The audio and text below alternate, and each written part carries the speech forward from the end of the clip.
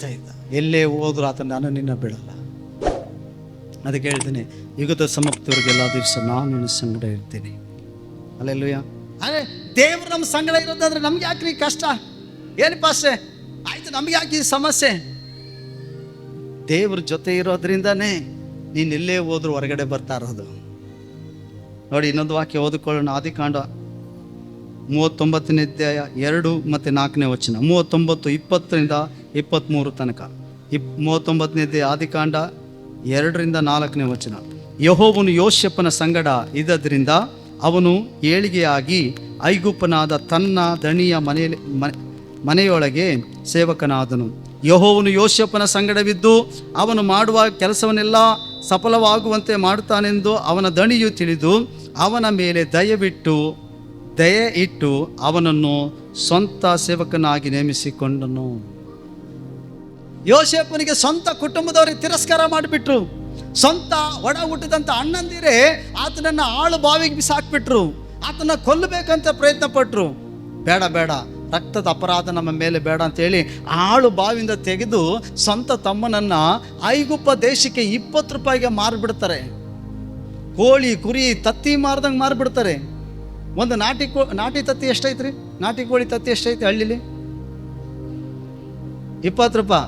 ಯೋಸೇಫನ ಬೆಲೆ 20 ರೂಪಾಯಿ. 20 ರೂಪಾಯಿ ಒಂದು ತತ್ತಿ ಬೆಲೆ ಯೋಸೇಫನಿಗೆ. ಮನಸಾಕ್ಷಿಗೆ ಬೆಲೆ ಇಲ್ವಾ? ಮನುಷ್ಯನಿಗೆ ಬೆಲೆ ಇಲ್ವಾ? ಇವತ್ತು ನೋಡಿ, ಪ್ರಪಂಚದಲ್ಲಿ ಇದು ನಡೀತೈತೆ. ನಾವು ಪ್ರಾರ್ಥಿಸ್ಬೇಕು. ಮಕ್ಕಳುಗಳು, ಹೆಣ್ಮಕ್ಳುಗಳು, ಹಿರಿಯರು ಅಪಹರಣ ಆಗ್ತೈತಿ, ಮಾರಾಡ್ತಿದ್ದಾರೆ. ಅವ್ರಿಗೆ ಅದು ಬೆಲೆನೇ ಗೊತ್ತಿಲ್ಲ ಜೀವಗಳ ಕುರಿತು. ಅದಕ್ಕಾಗಿ ನಾವು ಪ್ರಾರ್ಥಿಸ್ಬೇಕು, ದೇವರು ಸಹಾಯ ಮಾಡಿ ಅಂಥ ಮಕ್ಕಳುಗಳನ್ನ ಅಲ್ಲಿಂದ ಬಿಡುಗಡೆ ಮಾಡಬೇಕು. ಸರಿಯಾದ ಸರ್ಕಾರ ಅದ್ರ ಬಗ್ಗೆ ಗಮನ ಹರಿಸ್ಬೇಕಂತ. ಯೋಸೇಫನನ್ನ ಸ್ವಂತ ಅಣ್ಣಂದಿರು ಐಗುಪ್ತ ದೇಶಕ್ಕೆ ಮಾರಿಬಿಟ್ರು. ಎಷ್ಟಕ್ಕೆ? ಬರೀ 20 ರೂಪಾಯಿಗೆ.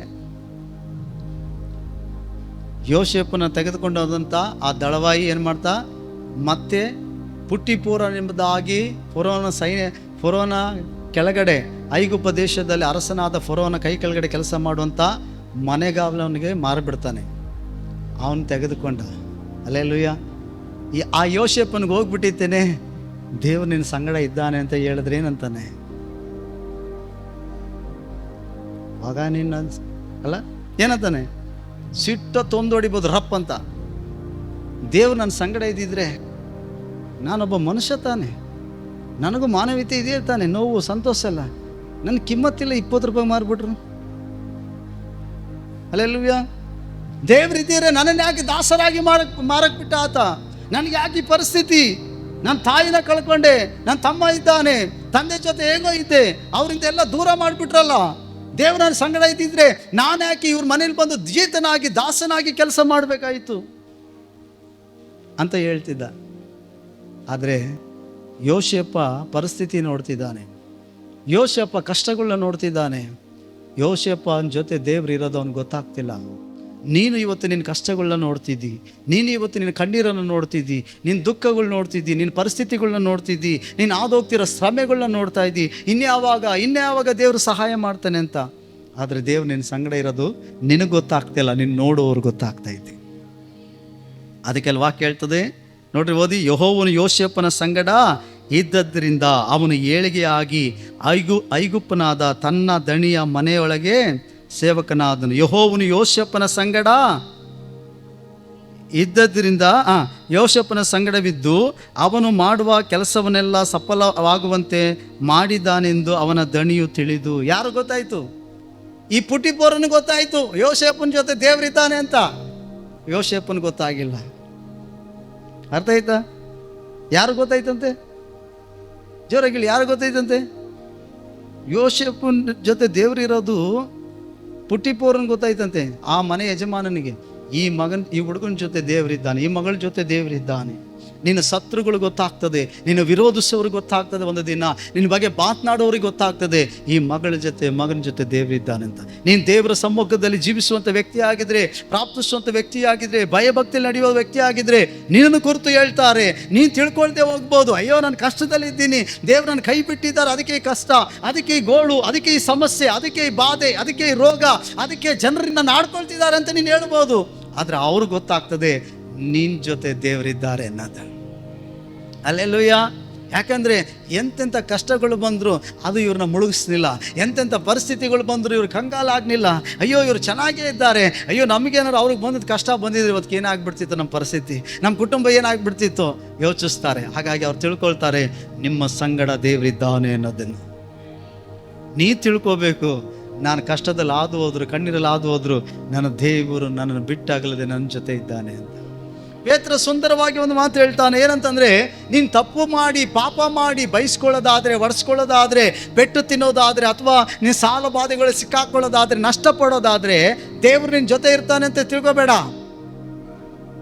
ನೀನು ನೀತಿಯ ನಿಮಿತ್ತವಾಗಿ, ದೇವರ ರಾಜ್ಯದ ನಿಮಿತ್ತವಾಗಿ, ಕಣ್ಣೀರಿನ ನಿಮಿತ್ತ, ಯೇಸು ಸ್ವಾಮಿ ವಾಕ್ಯದ ನಿಮಿತ್ತವಾಗಿ, ನೀನು ಪರಿಶುದ್ಧತೆಯ ನಿಮಿತ್ತವಾಗಿ ನೀನು ಬಾಧೆ ಪಟ್ಟರೆ, ನಷ್ಟಪಡಿಸ್ಕೊಂಡ್ರೆ, ಇದೆಲ್ಲ ಕಳ್ಕೊಂಡ್ರೆ ಯೇಸು ನಿನ್ನ ಜೊತೆ ಇರ್ತಾನೆ. ಯಾಕೆ ಗೊತ್ತಾ? ನಿನ್ನ ಕುಗ್ಗಿ ಹೋಗೋದಕ್ಕೆ ಬಿಡಲ್ಲ. ನೀನು ಕಳ್ಕೊಂಡದ್ದೆಲ್ಲ 2 ಪಟ್ಟು ಹಿಂತಿರುಗಿಸೋದಕ್ಕಾಗಿ ನಿನ್ನ ಜೊತೆ ಇರ್ತಾನೆ. ಹಲ್ಲೆಲೂಯಾ. ಹೌದು, ನಾನು ದಾರಿ ತಪ್ಪಿದ್ದೆ, ಪಾಪ ಮಾಡ್ತಿದ್ದೆ, ಅಯ್ಯೋ ನಾನು ಸರಿಯಾಗಿ ದೇವರ ಆಲಯಕ್ಕೆ ಹೋಗ್ತಿದ್ದಿಲ್ಲ, ಸರಿಯಾಗಿ ನಾನು ಪ್ರಾರ್ಥಿಸ್ತಿದ್ದಿಲ್ಲ, ಆದರೆ ನಾನು ದೇವರ ವಾಕ್ಯ ಕೇಳಿ ಒಪ್ಪಿಸಿಕೊಟ್ಟೆ, ನಾನು ಕ್ಷಮಾಪಣೆ ಕೇಳಿದ್ದೀನಿ. ಅಯ್ಯೋ ನಾನು ಇನ್ನು ಮುಂದೆ, ಈ ವಾರದಿಂದ ಇನ್ನು ಮುಂದೆ ನಾನು ದೇವರ ಮಗನಾಗಿ ಜೀವಿಸ್ತೀನಿ, ಇನ್ನು ಮುಂದೆ ನಾನು ದೇವರಿಗೆ ಇಷ್ಟ ಇಲ್ಲದನ್ನು ಬಿಟ್ಬಿಡ್ತೀನಿ ಅಂತ ಹೇಳಿದ್ದೇನೆ. ನಾನು ಯಾವತ್ತು ತೀರ್ಮಾನ ಮಾಡಿ ಇಷ್ಟು ತಿಂಗಳುಗಳ ಕಾಲ ನಾನು ದೇವರಿಗೆ ವಿರೋಧವಾಗಿ ಜೀವಿಸಿದೆ, ದೇವರ ವಾಕ್ಯವನ್ನೇ ಅನುಸರಿಸ್ತಾ ಇದ್ದೀನಿ, ಪ್ರಾರ್ಥಿಸ್ತಾ ಇದ್ದೀನಿ, ಸಭೆಗೆ ಹೋಗ್ತಾ ಇದ್ದೀನಿ, ದೇವರನ್ನ ಆರಾಧಿಸ್ತಿದ್ದೀನಿ. ಆದರೂ ನನಗೆ ಯಾಕೆ ಕಷ್ಟ, ಆದರೂ ಯಾಕೆ ನನಗೆ ಸಮಸ್ಯೆ, ಯಾಕೆ ನನಗೆ ಅಂತ ನೀನು ಒಂದು ವೇಳೆ ಯೋಚನೆ ಬರ್ಬೋದು. ಹಲ್ಲೆಲೂಯಾ. ಈ ಲೋಕದಲ್ಲಿ ನನಗೆ ನಿಮಗೆ ಕಷ್ಟಗಳು ಉಪದ್ರವಗಳು ಉಂಟು, ಆದರೆ ದೇವರು ಹೇಳ್ತಾನೆ ನಾನು ಲೋಕವನ್ನು ಜಯಿಸಿದ್ದೀನಿ, ನೀನು ಜಯಿಸು. ಆದರೆ ನೀನು ಹಾದು ಹೋಗುವ ಪ್ರತಿ ಪರಿಸ್ಥಿತಿಯಲ್ಲಿ ನಾನು ನಿನ್ನ ಸಂಗಡ ಇರ್ತೀನಿ. ಅದು ಯಾವುದು ಕೂಡ ನಿನ್ನ ಕಟ್ಟಾಕಕ್ಕಾಗಲ್ಲ, ಅದು ಯಾವುದು ಕೂಡ ನಿನ್ನನ್ನು ಬಂಧಿಸಕ್ಕಾಗಲ್ಲ ಅಂತ ದೇವರು ಹೇಳ್ತಾನೆ. ಹಲ್ಲೆಲೂಯಾ. ಅದಕ್ಕೆ ಯೋಸೇಫನ ಸಂಗಡ ದೇವರಿದ್ದಂತೆ. ಯೋಸೇಫನ ಸಂಗಡ ದೇವರಿರೋದು ಯಾರು ಗೊತ್ತಾಯಿತು? ಆ ಪುಟ್ಟಿಪೋರನಿಗೆ ಗೊತ್ತಾಯಿತು. ಹಲ್ಲೆಲೂಯಾ.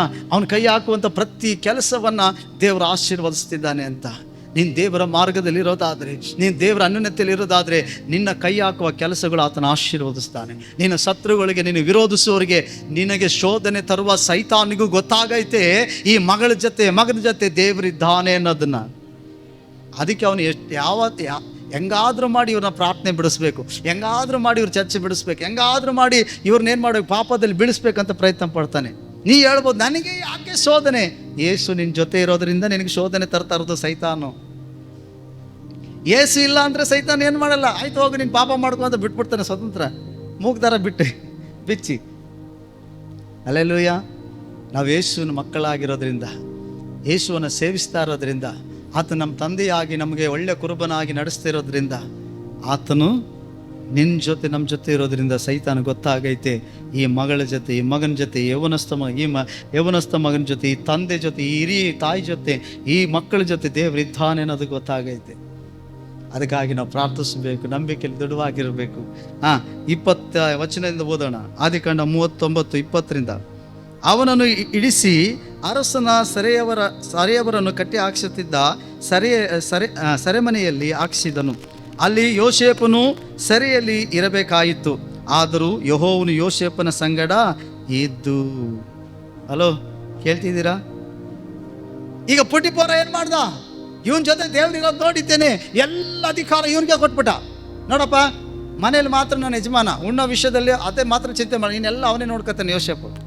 ಆ ಮನೇಲಿ ಆ ಪುಟ್ಟಿಪೋರ್ನ ಹೆಂಡ್ತಿ ಇದ್ಲಲ್ಲ, ಆ ಹೆಂಡ್ತಿ ಈ ಪ್ರಾಯಕ್ಕೆ ಬಂದಿರೋಂಥ ಯೋಸೇಫನ ನೋಡಿದ್ಲು.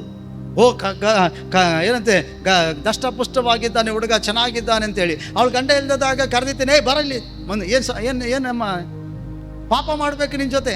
ಆಕೆ ಇದೆಲ್ಲ ನನಗೆ ಇಷ್ಟ ಇಲ್ಲ, ದೇವ್ರಿಗೆ ನೋಡ್ತಾನೆ, ಇದೆಲ್ಲ ನನಗೆ ಅಧಿಕಾರ ಇಲ್ಲ, ಅಧಿಕಾರ ಕೊಟ್ಟಿಲ್ಲ ನನಗೆ, ನಾನು ತಪ್ಪಿಸ್ಕೊಂಡು ಹೋಗ್ತಾನೆ ಇರ್ತಾನೆ ಭಾಳ ದಿನ. ಒಂದು ದಿನ ಊಟಕ್ಕೆ ಬರ್ತಾನೆ ಮಧ್ಯಾಹ್ನ ಟೈಮಲ್ಲಿ, ಸರಿಯಾದ ಟೈಮು. ಗಂಡ ಯಾವುದೋ ದೂರದ ಪ್ರಯಾಣಕ್ಕೆ ಹೋಗಿರ್ತಾನೆ, ಯಾರು ಪುಟ್ಟಿಪೋರ. ಇವನು ಬಂದು ಜಳಕ ಮಾಡ್ಬೇಕಾದ್ರೆ ಬಂದು ಇಟ್ಕೊಬಿಡ್ತಾಳೆ ಟವಲ್ನ. ಹಲ್ಲೆಲೂಯಾ. ಟವಲ್ ಇಟ್ಕೊಬಿಡ್ತಾಳೆ. ಯೋಸೇಫ್ ಏನು ಮಾಡ್ದೆ ಗೊತ್ತಾ? ಬಿಡೋದ ಇಲ್ಲ, ಇವತ್ತು ನಾನು ಹೇಳ್ದಂಗೆ ಮಾಡಲೇಬೇಕು, ನೀನು ನನ್ನ ಜೊತೆ ಪಾಪ ಮಾಡಬೇಕು. ಏನಂದ ಯೋಸೇಫ? ಕೈ ಕಿತ್ಕೊ ಓಡಾಗ್ಬಿಟ್ಟು ದೇವ್ರಿಗೆ ಭಯಪಟ್ಟು. ಏನು ಸಿಕ್ತ ಅವಳಿಗೆ? ತುಂಡು ಬಟ್ಟೆ, ಅವನು ಲುಂಗಿ ಸಿಕ್ತು, ಬಟ್ಟೆ ಹಿಡ್ಕೊಬಿಟ್ಲು. ಅಯ್ಯೋ ನಾನು ಹೇಳ್ದಂಗೆ ಮಾಡಿಲ್ವಲ್ಲ ಅಂತೇಳಿ ಸಿಟ್ಟುಕೊಂಡಿದ್ದೀನಿ, ಕೂಕೊಂಡು ಹತ್ಬಿಟ್ಲು, ಅಯ್ಯೋ ಕಾಪಾಡಿ ಕಾಪಾಡಿ, ನಾನು ಮಾನಭಂಗ ಮಾಡಕ್ಕೆ ಬಂದಿದ್ದು. ಸುಳ್ಳು ಆರೋಪ ಹೊರಿಸ್ಬಿಟ್ಲು ಯೋಸೇಫನ ಮೇಲೆ. ನೋಡಿ ಎಲ್ಲರೂ ಕರೆದ್ಬಿಟ್ಲು. ಗಂಡ ಬಂದ, ನೋಡ್ರಿ ನಮ್ಮ ಮನೇಲಿ ಅಧಿಕಾರ ಕೊಟ್ಟಿದ್ದೀರಲ್ಲ, ನೀನು ಇಟ್ಕೊಂಡಿದ್ದಲ್ಲ ಇಬ್ರಿಯ ಹುಡುಗ, ಅವ್ನು ನೀನು ಇಲ್ಲದ ಸಮಯ ನೋಡಿ ನನ್ನ ಮಾನಭಂಗ ಮಾಡಕ್ಕೆ ಬಂದ್ಬಿಟ್ಟ. ಅವ್ನಿಗೆ ಸಿಟ್ಟು ಬಂದ್ಬಿಡ್ತು, ಕೈ ಕಾಲು ಕಟ್ಟಿಸಿದ್ದೀನಿ, ಸರಿ ಮನೆಗೆ ಹಾಕ್ಸ್ಬಿಟ್ಟ. ನೋಡಿ, ನೀವು ನೀತಿಯ ನಿಮಿತ್ತ, ದೇವರ ನಿಮಿತ್ತ, ರಾಜ್ಯದ ನಿಮಿತ್ತ, ಒಳ್ಳೆಯದ್ರ ನಿಮಿತ್ತ, ನೀನು ಪರಿಶುದ್ಧತೆಯಲ್ಲಿ ಜೀವಿಸೋ ನಿಮಿತ್ತ ನಷ್ಟಪಡ್ಬೋದು, ಸೆರೆಮನೆಗೆ ಹೋಗ್ಬೋದು, ಬೈಸ್ಕೋಬೋದು, ಹೀಯಾಳಿಸ್ಬೋದು, ಸ್ವಾಮಿ ಚರ್ಚಿಗೆ ಹೋಗ್ತಾರೆ ಅಂತೇಳಿ ನಿಮಗೆ ಕೆಟ್ಟ ಕೊಳಕ ಬೈಬೋದು. ಆದರೆ ಎಲ್ಲ ಟೈಮಲ್ಲೂ ದೇವ್ರು ನಿಮ್ಮ ಜೊತೆ ಇರ್ತಾನೆ.